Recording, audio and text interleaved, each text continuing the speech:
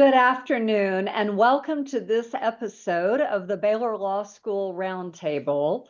We have two tremendous guests here today on what I think is such an important topic. Jennifer Doan, who, in addition to being a practicing trial lawyer, is also the current national president of ABOTA, the American Board of Trial Advocacy, and Wendy Mae Dreyer, who is both the immediate past board chair of iCivics, the civics education organization founded by Justice Sandra Day O'Connor. And we're here today to talk about attacks on the judiciary. And before I start, I want to talk about what we're hoping to do in this webinar. This is not political. We could spend the whole hour talking about our very divergent political views on myriad topics. But at the end of the day, I think what all three of us feel passionately about is that the conversation is not about an individual opinion or policy or approach. It's about the constitutional process and the rule of law. And so we're going to confine our comments and remarks to those areas, and more specifically to those of you who are interested in being active in this space and having a voice. We're going to spend a lot of time talking about things that each of us as practicing attorneys and frankly as citizens can do. So with that longer than usual backdrop, Jennifer and Wendy, welcome and thank you for being here. Thank you, Liz. We're looking forward to today. You bet. So let's talk about attacks on the judiciary, and let's put some language around what that means, what those look like, and is this a new issue? And Wendy, I'm going to start with you on that last bit of it. Are attacks on the judiciary something new in this more recent climate? No, it's really not. As when you and I spoke previously, I told you, Justice O'Connor, when she started iCivics, it was not long after she had retired from the Supreme Court, and she called it our courts at the time. But the main purpose was because of the attacks on the judiciary. This was over 20 years ago, and from the Supreme Court all the way down, the judges and justices were feeling these attacks. And that was the main impetus for starting iCivics, to try to create education platform and to create knowledge among people about what was going on and what the purpose the judiciary serves. So it's not new. It's perhaps getting more attention recently just because of the high profile nature of some of the attacks, and the media is picking it up. And so I think it's getting a lot more attacks, a lot more attention, which is good in that maybe it's finally getting people to understand the gravity of the issue, and we can start to really do something about it. So that has always been iCivics' focus, talking about education. Jennifer, ABOTA has always had a real heart for attacks on the judiciary. Could you tell us a little bit about why that is and why it's been such a focus of the organization? Sure. So we have three major tenets at ABOTA. One is to defend the Seventh Amendment right to trial by jury. Second one is to uphold the rule of law. And the third is to defend the independence of the judiciary. And we do that by defending unwarranted attacks on judges. So for example, attacks is such a word that can be, manipulated and defined in different ways. But, as a practicing lawyer, sometimes there's a winner and there's a loser, and it hurts to lose, and it hurts everybody to lose. No one likes losing for sure. And so it's easy to think this judge got it wrong. And that's fair. Or you could say, we're going to go to the appellate process, or we believe that this was mistaken because of this evidentiary ruling. But to say the judge is corrupt, the judge is stupid, the judge is it belongs to some coalition that's out there to, ruin society, or worse, or start calling them names. Those are things that hurt the judiciary as a whole. It hurts the judicial process as a whole, and it undermines our democracy. And so that's why we defend unwarranted attacks on judges. So why do you feel like the issue is bigger than that one individual judge? And why do organizations like ABOTA need to be the ones to speak up? I mean, I know this may be well known to some lawyers, but maybe not to others. Why do you need ABOTA to have that voice? I think we need a voter to have that voice because as trial lawyers, we are in front of judges all the time and they can't defend themselves. So when a ruling comes out, and sometimes the ruling is expressed um, in the media accurately, sometimes it's never expressed at all, and sometimes it may be um, on the curve, not detailed, because sometimes rulings are really, really detailed. So when the judges are attacked on one of their rulings or that it's reported in a certain way, um, and that happens daily, monthly, and not a particular judge, but judges all over. Like this judge is corrupt, this judge is corrupt, and this judge is stupid, this judge doesn't know what they're doing. This judge is in whatever slur, ethnic, gender thing you want to throw in there. It undermines these judges are either elected by we as the people elect these judges, or they are appointed by whoever is like, whether it's the governor or the president, a body that we, the people, decided again to appoint those judges. And so it undermines our justice system as to what is right and what is wrong. And it is those judges that decide, when you're looking at whether it's a lawsuit, um, which party, I mean, just should win, or whether you're on an appellate point and which portions of evidence should be admitted or not, um, or whether you're at a higher level and whether this law that's been passed by the legislature, Congress, etc., whether it's constitutional or not. That is a responsibility that we, the people, have given to those judges, and that's enshrined in our Constitution and our other state documents. And of course, Jennifer, inherent in the adversarial process is while one party may think the judge got it completely wrong, the other party's pretty darn happy with it, Oh, right? sure. Oh, sure. And listen, every trial lawyer has tried enough cases to at one point thought, hey, that's not right. But rather than thinking, it's just not in our process to think the judge is corrupt. Usually you think, how could that have come in better? What additional evidence do I need? What witness should we have called or not called, etc. Those are the strategic calls you go over in your brain, not, oh, wow, because he or she ruled against me, she must be corrupt, or waiting until the decision comes out before you decide whether the judge, is crooked in some way. Yeah. Wendy, do you think that some of the changes in how we have approached civics education and whether it's as widespread as it was has had an impact on attacks on the judiciary? Oh, absolutely. And I would say, obviously, rule of law and that kind of terminology is not something that's covered in K through 12 education, generally speaking.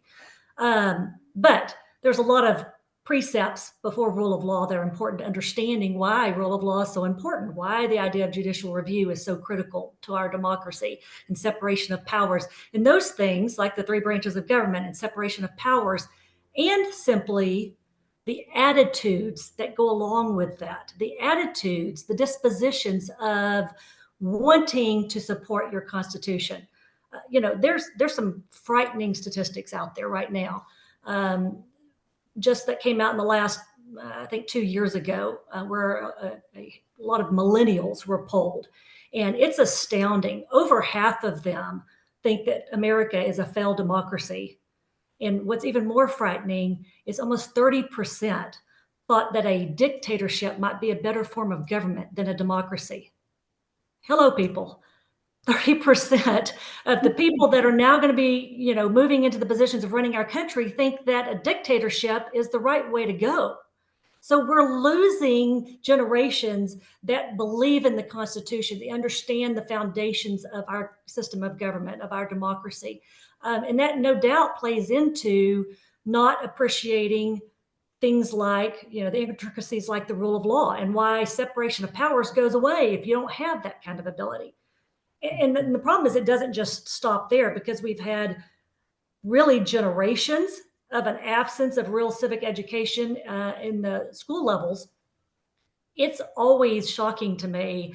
I have some very intelligent friends. I have a lot of lawyer friends, obviously, from my years of practice, and I have a lot of very highly successful, intelligent friends that aren't lawyers. And it's shocking to me how many people don't actually even understand what the rule of law really is. And then when you talk to them about the current circumstances of, the threatened impeachments for justices, and they just don't understand why that's a problem. Do you think, in addition to the lack of civics education, that there's been some genuine frustration that people feel like government isn't accomplishing things, and maybe, a direct sort of just get it done grassroots movement is a better option? Does that come into this at all, do you think? I think it probably does, but what's scary is I think it comes into play a lot of times without a true understanding of what that means and what the consequences of that. It's fine if an educated society who understands the issues wants to determine how their system of government ought to work. I mean, that's freedom at its finest, right? But if you're making knee-jerk reactions to things when there really isn't a basis of understanding behind it, that's a problem. And that's scary. And I think that's why, I think it was the World Justice Project that recently reported we've 7 years in a row now, the rule of law has decreased across the world. Adherence to the rule of law, appreciation for the rule of law has decreased. And United States is right up there. I mean, we have fallen in the rankings considerably over the last, 10 years in that report. So Pop quiz. Each of you give us your short form version of what the phrase rule of law means, because I think it is oft used, but maybe there isn't good language around it. Maybe it is something that people struggle to understand. So, since it's a pop quiz, I'll take volunteers first. I don't mind going first. So we've had some different organizations try to define what the rule of law is, and there's not a consensus necessarily on exactly what it is. We saw, I think last year with the Dobbs decision that came down, that some people really were complaining about not following the rule of law when the Supreme Court of our land sort of sometimes makes what the rule of law is. But it is having a legal justice system that sets rules for our society and following what those rules are in general at a really high level. That's what the rule of law is. Now, you can break it down into certain cases, into certain matters, but in general, that is what it is. yeah, I mean, I would say it's, in the most simplest of terms, when I'm explaining it to younger people or my children or things like that, it's ruled by law, not men. Um, no one is above the law, and there is a process that is to be followed. If you want to get more granular, I really like, and I cited the World Justice Project earlier, and I really like their definition, and it's the definition they use to rank systems of government, worldwide, and really assess how are they doing on democracy, rule of law, things like that. And they quote it as a durable system of laws or institutions or norms that deliver four principles. And I think this is key. That's really key to me on their definition: accountability, just laws, open government, and an impartial, accessible judiciary. And when you get down to it, those four factors are super important and what underpin the rule of law and its success or failure in any given location. Well, that actually sort of leads to a question that we have from one of our viewers, which says, well, isn't it fair to say that the courts themselves need to take a long, hard look at their conduct? And, if if they will not help themselves, why should we as lawyers be stepping out to defend them? Fair commentary?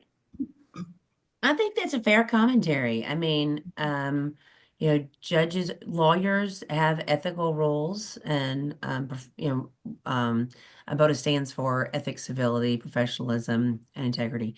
And so, judges should have even a higher level for that. I know when you are interviewing, when you're being interviewed for other people that are interviewing for federal judge, and they're asked about whether they fulfill their requirements under the ABA, what is their judicial temperament, do they follow the law, do they appear, and then they appear to be ethical and integrity and have a level of integrity as well. So we're asked all those kind of questions about people that are applying to be, especially federal judges.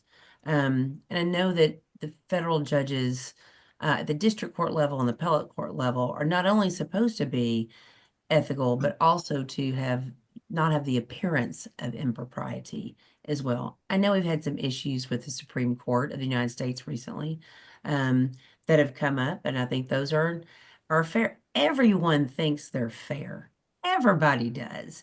But it's looking at it through, but does it appear to others to be fair? And what can we do to eliminate anything that makes it seem for us to be impartial? I think Well, that's probably a fair criticism. yeah, and I would add to that, in the famous words of the Jackson Five, one bad apple don't spoil the whole bunch, girl. I mean, Right. for every judge whose, appearance of propriety, integrity could be questioned, there are many, many more who are diligent public servants doing what we want of judges and calling balls and strikes. And so I guess I would respectfully disagree with our viewer that we should withhold support from judges until sort of the courts get their act together. I don't think you can say one precedes the other. I think it is a both and situation where we need to support those who are doing well, who are subject. And again, it's unfair attacks. It's not you got the decision right or wrong. That's never a focus, at least of an ABOTA commentary. Yeah. And I mean, we've seen this extremely personal attacks. We had a local judge here who accepted a plea and was subject to personal attacks, threats of violence against his family members, his court staff. I'm sorry, nobody signed on for that, and he felt powerless not merely for himself, but genuinely concerned about the people who work for him, none of whom was elected or appointed. They were just there. Wendy, Mhm. thoughts on that? Yeah, I think the biggest concern is people say, okay, if the judiciary is the branch accountable for upholding the law and making sure we adhere to the Constitution, making sure we keep separation of powers and we hold private citizens accountable to the law, et cetera, et cetera. Well, who's going to guard the guardians, right? And that's why it's so critical that the judiciary remain sort of above reproach. Is it going to be a perfect system? No. Are there going to be justices and judges that fell on that? I mean, certainly. And as you referenced, we've seen in more recent times a more candor from even the highest court in commentary than we would have historically received in the past. And so, as I think as a whole, as our society has become more polarized, and we have become, as a society, more tolerant of outburst and bad behavior and things like that. And certainly it's driven by echo chambers on social media that are driving the anonymous to speak up. All of that plays in, but the result is, have there been occasions when judges and justices have fought back more than they should have or been more transparently political than they should have? Absolutely. And what it does then is make it a lot harder to uphold the ideals of the judiciary being the branch that's, holding everybody else accountable. But you're not defending, sometimes that person. Sometimes you're defending that position that robe. And that I think is what some, because people are fail, we fail all the time. We do, everybody does. And so it's trying to make sure that, but this ideal judicial position is what we are defending, so that those unwarranted attacks don't hurt democracy as a whole.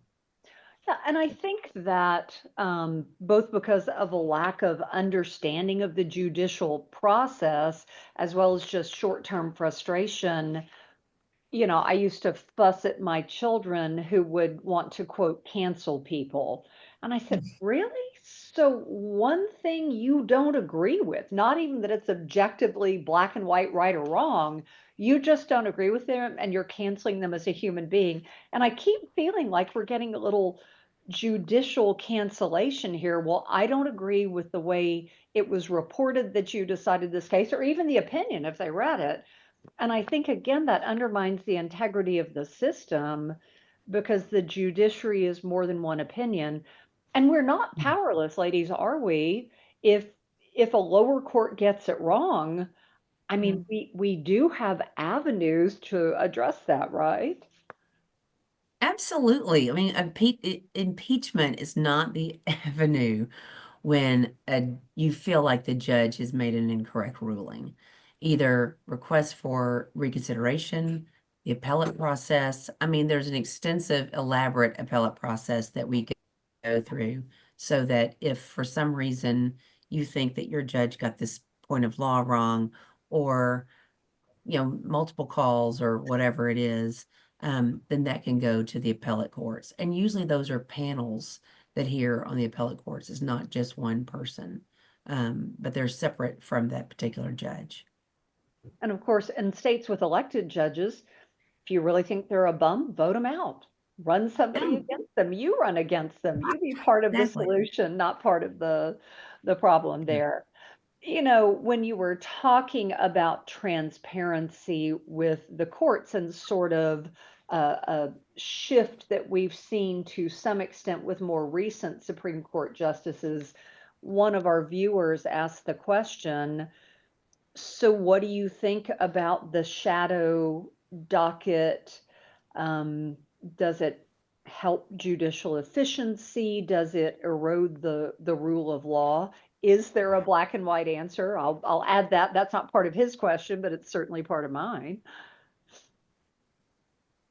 There's a black and white issue to the shadow. So by the shadow docket, you're meaning the thing that Stephen Vladek's talking about, right?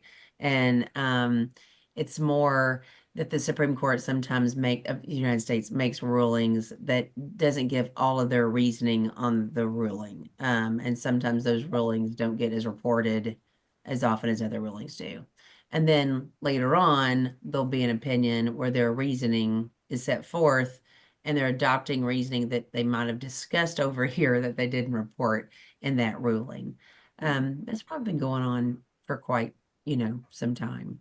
And so it's just following what the reasoning is that is given. Two things there that, we talked a little bit about earlier.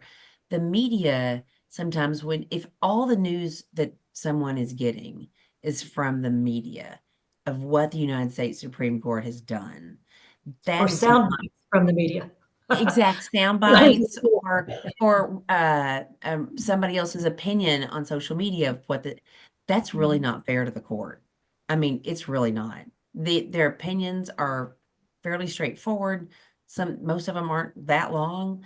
They're available to everybody online. Get the opinion and read it itself. It's happening this week. It happened Monday about a ruling that was reported to come down. That's not exactly what the court said.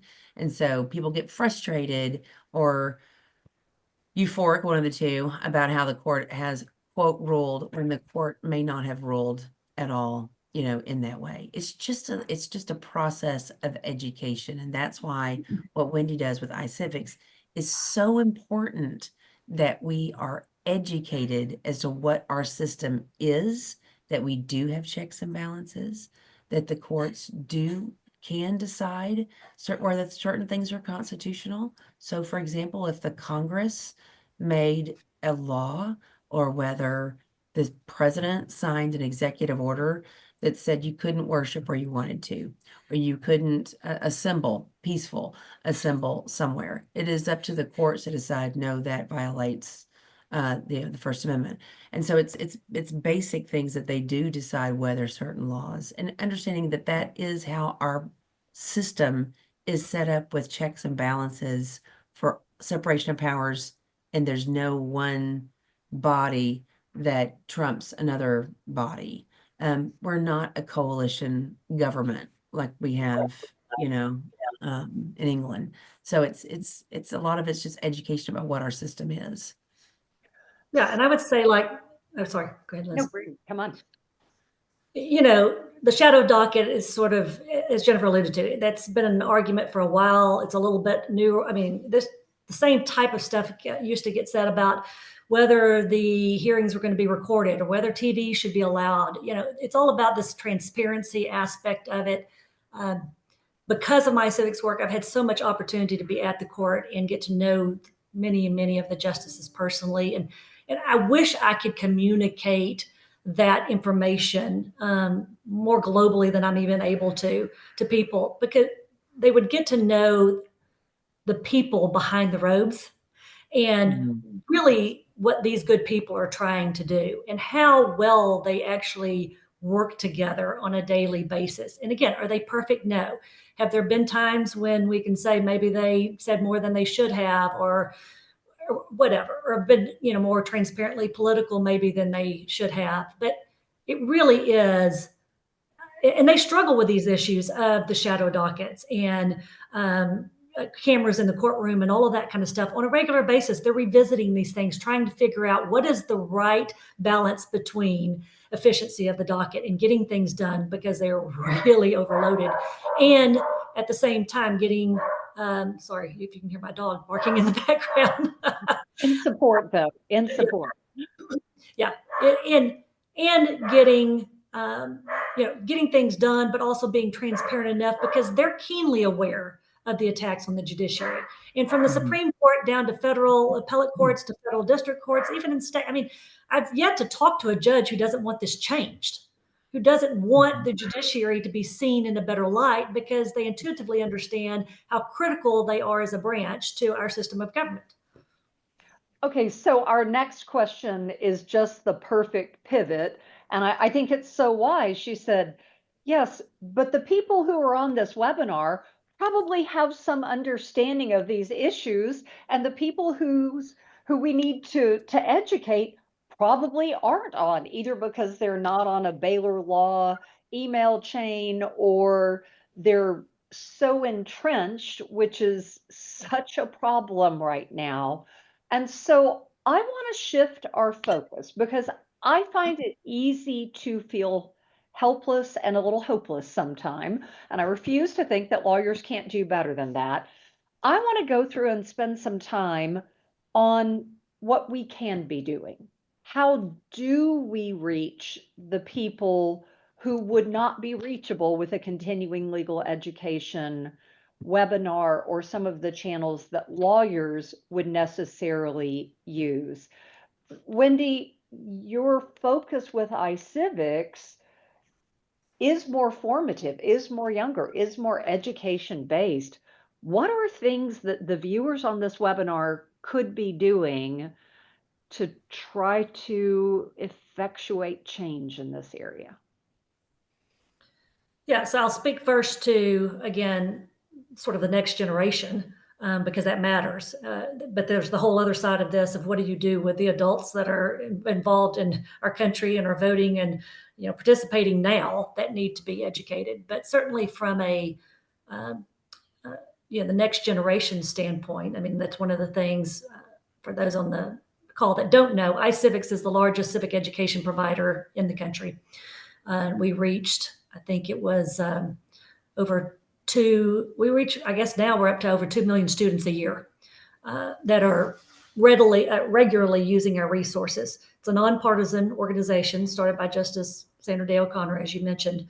And the goal is to get education resources into the classroom, because many people don't really understand it or know that most states do not teach civic education any longer. let's put aside whether there's a standalone class for it, but even in the big umbrella of social studies, which is where it's lumped at this point, most states have no less than 8 to 10 subjects that fall under social studies, and they're given very, very little time to teach that. It's not a tested subject. It's not a funded subject. So STEM gets, which is well and great, but they're getting all the resources and all the time, and teachers are teaching to the testing that they're going to be responsible for, the assessment testing. And so social studies just gets put further and further, back on the furthest back burner, and that's had a consequence. And we're seeing the consequence now, generations later, of students that haven't been, again, taught the knowledge of the foundations of our government and how our government really works and how to peacefully access our government, how to improve it, how to be involved, but also, just as critical, the attitudes and dispositions that are necessary to want to be involved, to want to make a change, to want to respect your fellow citizen and understand we're in this together. How do we make it better? How to have civil discourse. None of that is getting taught in the schools anymore. And in fact, iCivic's mission was to both provide free resources so that could get taught without the school district spending any more money, and also to do legislative work to try to get that into more states. And as you can, when we look at our data, what you see is we have an increase and it's getting better, better, better. And then it's taken starting to take a downhill turn again, because now what's happening is there is a tendency now to go after teachers, just like we go after judges, right? And teachers across the board, and this is in every state, will tell you they're scared to death to teach some of this stuff because they're afraid it's going to turn political. They're afraid they're going to get, reported or be on the front page of the newspaper for a discussion that may have happened in their class that, was never intended to be political, but they're trying to discuss current events. And are there teachers out there that are activists? Sure there are, just like there's judges that are activists, but by and large, the lot aren't, and they're really dedicated to teaching well. But they're all scared to death, and they're getting no support from their administration. So we're seeing yet again another decline starting to happen. So Wendy, but what can we do individually? How can we help that? I can certainly talk to my school board. I can do things like that. And obviously being Yeah. involved is important, but are there other things we could be doing to help teachers who are trying to communicate this to students? Yeah, I mean, certainly be aware of what's going on in your school district and what's not going on, and be willing to talk to superintendents and principals at your school to just find out what they're doing. I mean, I talk to a lot of people who are shocked to find out how little time is being spent on civic education in their child's school. The other thing is, just actually the last two sessions of Congress, there was a bill that was a bipartisan bill. Senator Cornyn was one of them from Texas that sponsored it, and Secures Democracy Act, trying to get more funding for civic education to be taught in schools. And, it never made it out of committee because it just wasn't getting, well, bipartisan bills are hard to do anything with these days, frankly. But being aware of things like that and putting the call in, to your local representative or senator and asking them about it and giving your support for things like that. So part of it is just awareness, and then there's things like, again, I get everybody's not, wanting to or have the time. Let me say this. Lawyers are uniquely capable of going and doing some of this activist, type work, getting things done. We're not afraid to speak in public. We're not afraid to get to the root of the issue and find out what's going on. And yet I find lawyers, by and large, don't do it for a varied, array of excuses, valid and some not valid, but we're busy, not necessarily steeped in how the education system works, and it can be kind of a muddled mess to figure out. But I would really encourage, I mean, lawyers need to get involved. We can't just sit back and do nothing. But for those that just don't feel comfortable, taking on the sort of political aspect of your school board or whatnot, part of it is looking at these resources. iCivics is one. There's many, many others. There is a coalition called Civics Now, CIVX, like, the letter X now, that you can look into and join for free to just put your name out there or your organization's name to support these kind of activities throughout the United States. And you can use resources like iCivics that are capable of being used at home. For those that have kids, have them using things like that. Have them, their games, they're fun, they're educational. Have them showing it to their friends. There's grassroots ways to spread some of this. Even if it's not taught in school, you can still educate the children on this front. That's great, Wendy. Jennifer, what are your thoughts? Well, so Aboda has a number of programs as well. I mean, I want to approach it two ways. One is at programs, and one is sort of like what individual lawyers can do. And so we have a number of programs with respect to the Aboda Foundation, with respect to civics education. We work with not only iCivics, which I think Wendy focuses on K1 through 12, right? K through 12, yes. Yeah, and the National Center of State Courts, I think, has got their civics education program, which takes off from there, where they're already the workers of the world, the professionals of the world, because we do have so many now that did not have civic education in school. We all had civics education in school. We learned about the balance of separation of powers, we learned about how our government ran and worked, etc., what the Constitution said. You're required to read the Constitution, real basics that just aren't taught at all now. And so we have a whole professional body out there that the National Center of State Courts works with, and we partner with them as well. Aboda also has a teachers law school that we're in all 50 states, 95 chapters, where we provide programming for teachers, and they're on tough questions of, search and seizure.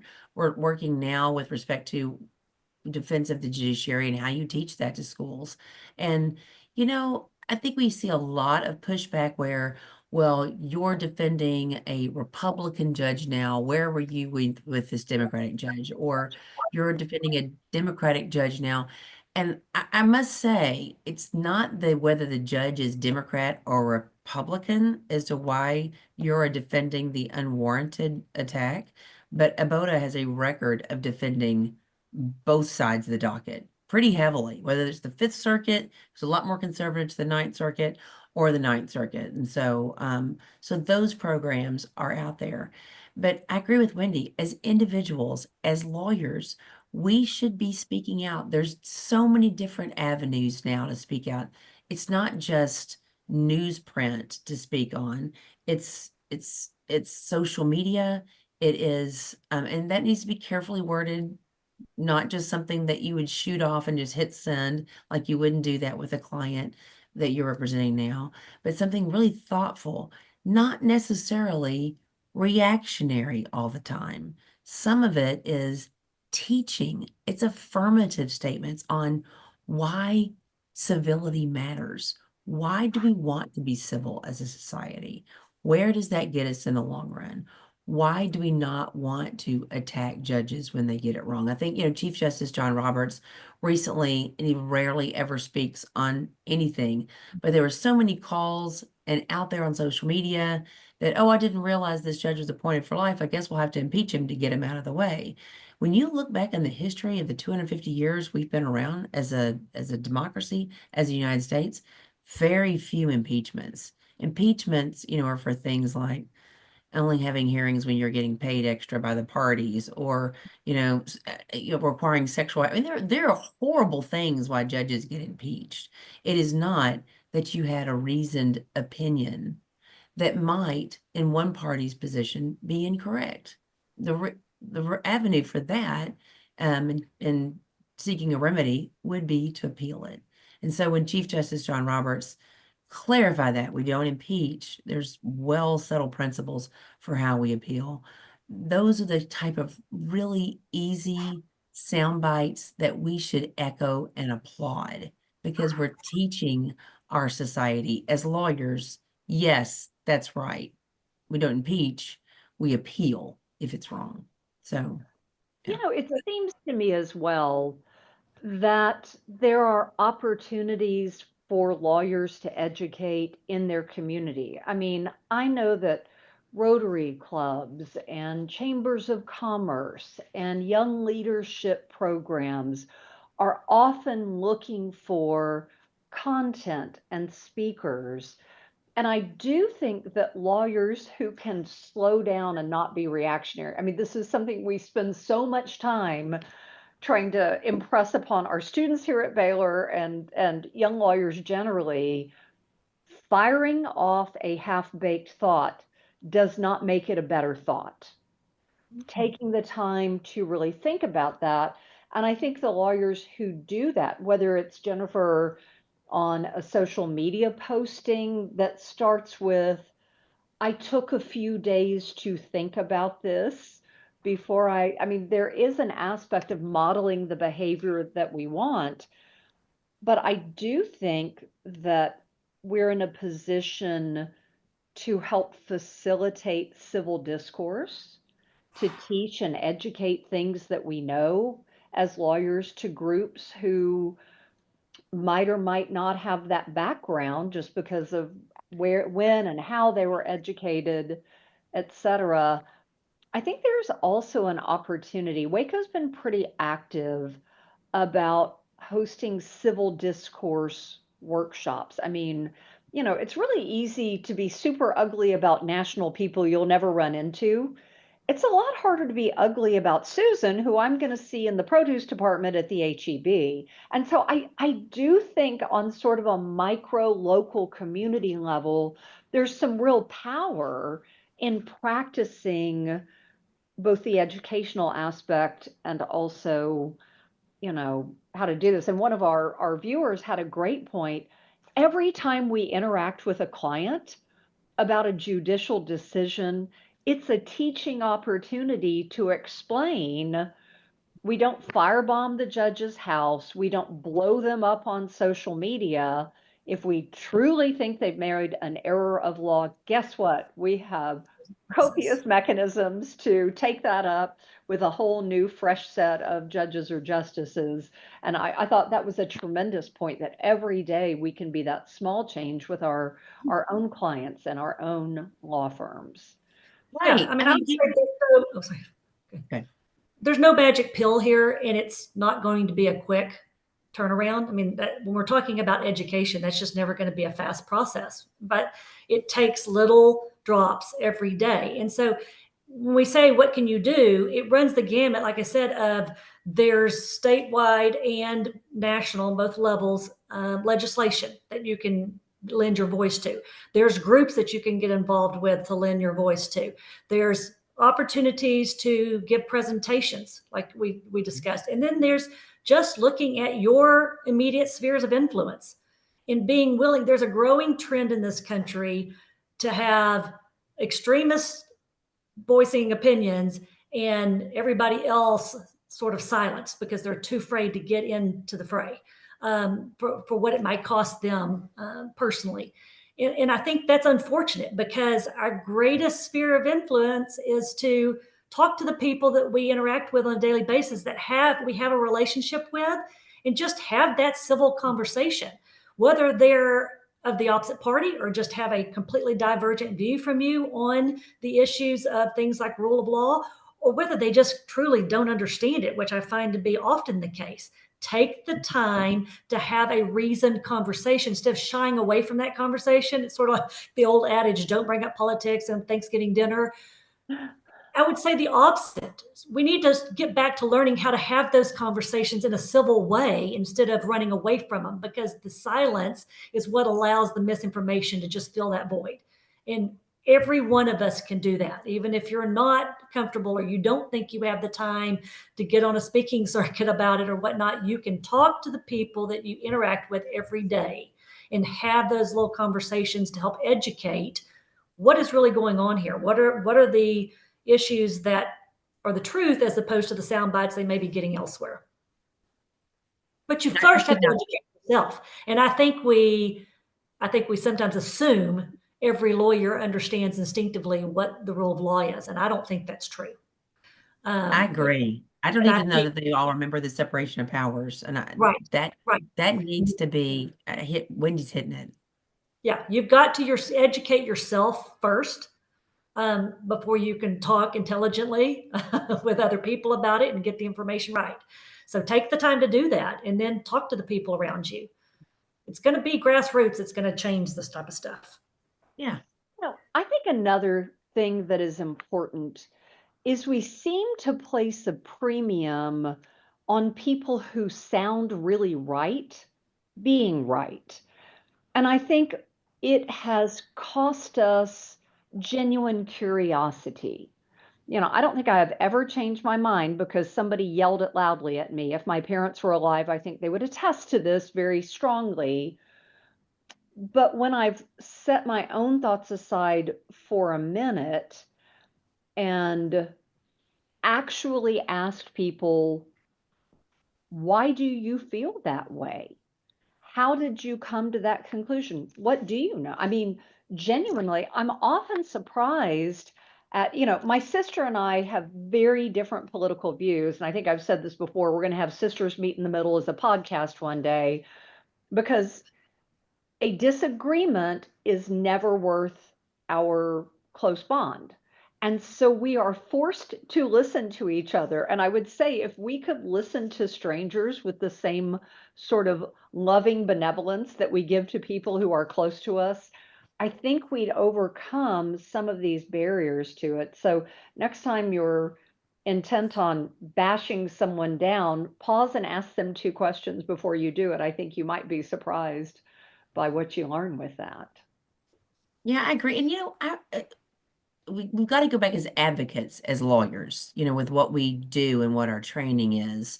Um, if it's one particular ruling or one particular judge that you are unhappy with about something, there's lots of ways to educate on those types of things that don't have anything to do with that one particular judge or ruling, because maybe you're trying to make a change in what the law is. And we have been educated on that for years. If you'll remember, before COVID, there were certain judges that didn't allow witnesses to come in remotely into the courtroom. Now, COVID changed all that with Zoom and with the increase in technology, but it was not that we didn't have the technology. The issue was, would that have the same indicia of veracity? If it's in the courtroom and you're not physically present there. And people used to write articles on it, pros and cons, all over the place. Now that's something that we don't even write about anymore because we know it can happen under the right circumstances. The judge lets it happen. So part of it is using those skills when you're seeing these issues like we're seeing now, to take those and say, okay, here's why we have the separation of powers. Here's what the Constitution says. I mean, I do think a lot of it is ignorance and people saying what they think it says or they think it should be, with having no, and when they get the background, they understand. I mean, it's very informative. It may not Well, be the that's most why perfect the system, but recent, it is the best system in the world by right. far. And what Jennifer hit on is, that relational, and you were alluding to this too, Liz, with your sister's example. You're willing to listen more to the people you respect, right? Mhm. Even if you start with divergent opinions. And so, again, that's why I go back to your sphere of influence. And that's why lawyers also are very great candidates to sign up to go talk to, as you mentioned, your Rotary Club or whatnot, because there is still, sometimes it's hard for people to believe, but there is a level of respect afforded to, what we do for a living. And so people intuitively believe that we've done the research and understand what we're talking about, and they're more willing to give us sort of that level of credence to what we're saying. So again, use your voice. But what we can't do is sit silently by and wring our hands and then just get on social media and complain about, the outcome and what's happening. Yeah. Absolutely. We have a couple of questions and I'm honestly navigating them because I'm very intent on this not becoming political. But one that I think warrants commentary is, what do we do given that in many jurisdictions, judges are elected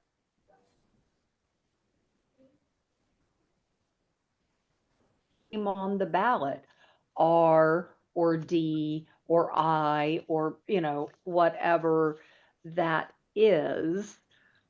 How much of that do you think is a part of this process? How much is partisan politics coming into this at the judicial level?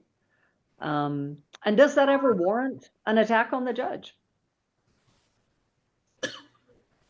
So definitely don't think you should ever attack a judge because they have decided to run under a party ticket. Throughout history, judges, politicians have flip-flopped on which party they belong to, depending upon the tenets of that party, and as they change over time from when I was 30 to where I am now, which is older than 30, the beliefs of one political party might have changed, yeah, to be different than what you thought it started out to be. But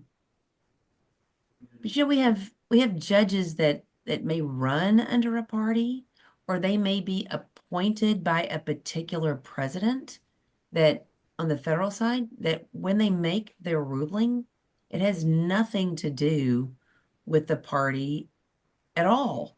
They're doing what they think is right as the judge. If you don't think that they are on the state, on the elected level, like you said earlier, vote them out of office if they're not doing the right thing.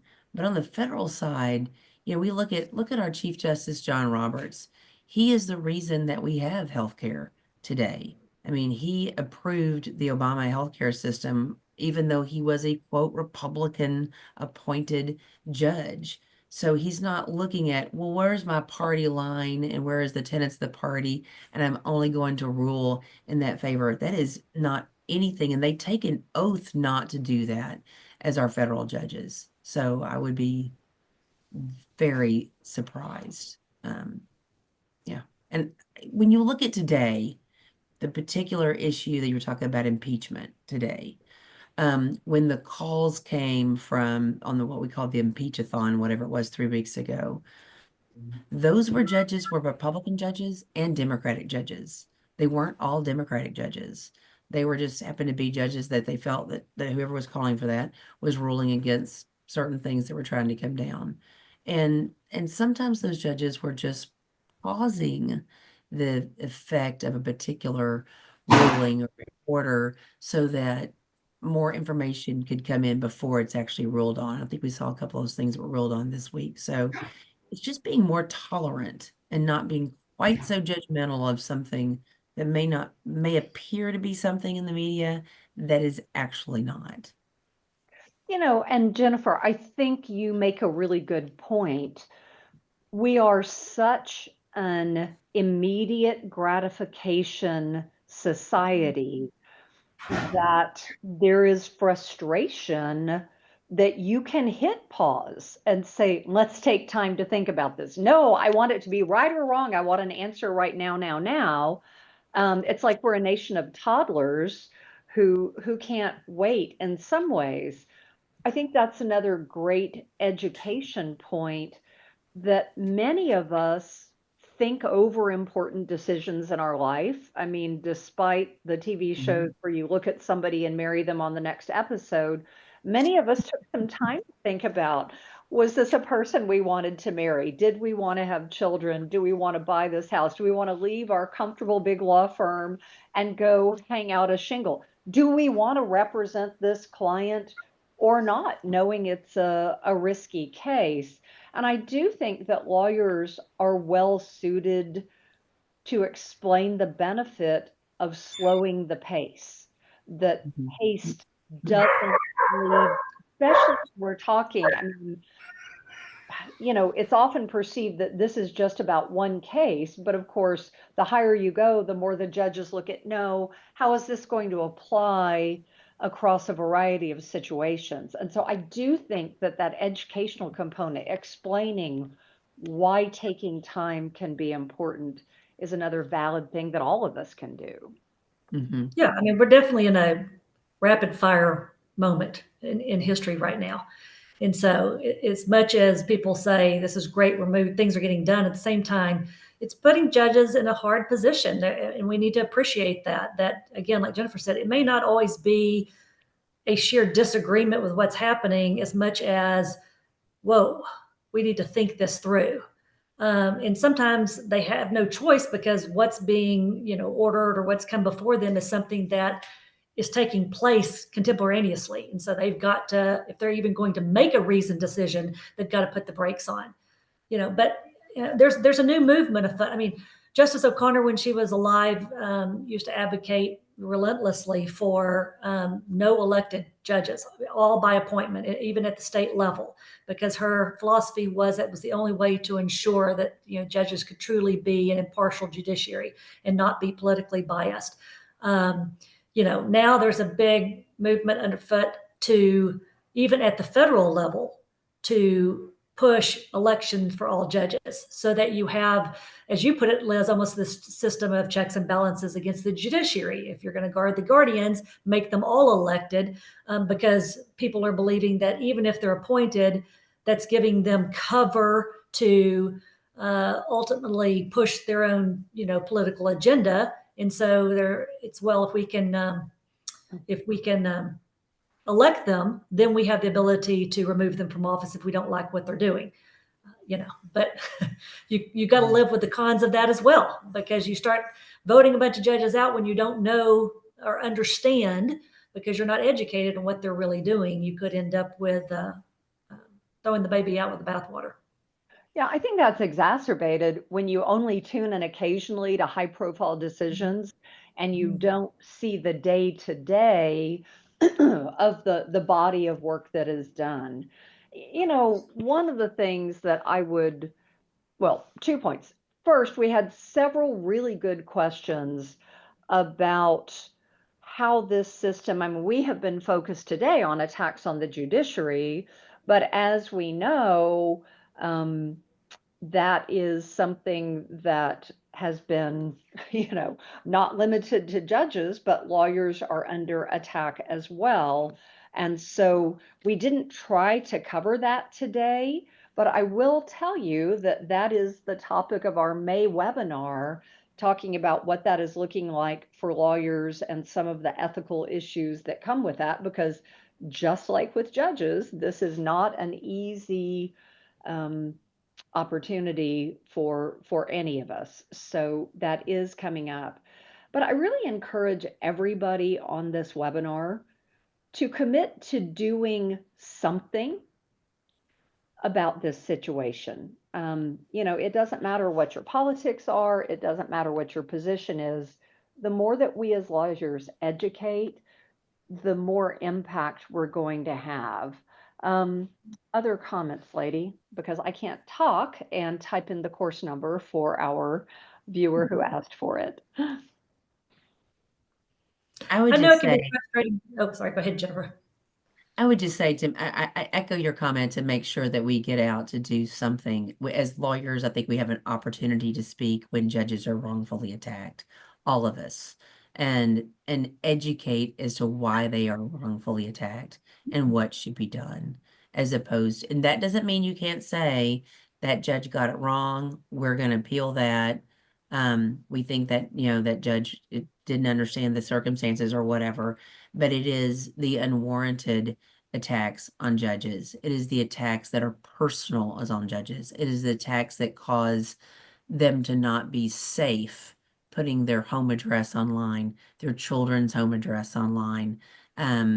We've seen situations where someone has come to their house and shot a family member, etc., causing unsafety. And more importantly, looking at this wonderful system that we have in America and ensuring that it stays the fabulous democracy that we have today. And I think attacks on the justice system and the judiciary are undermining that.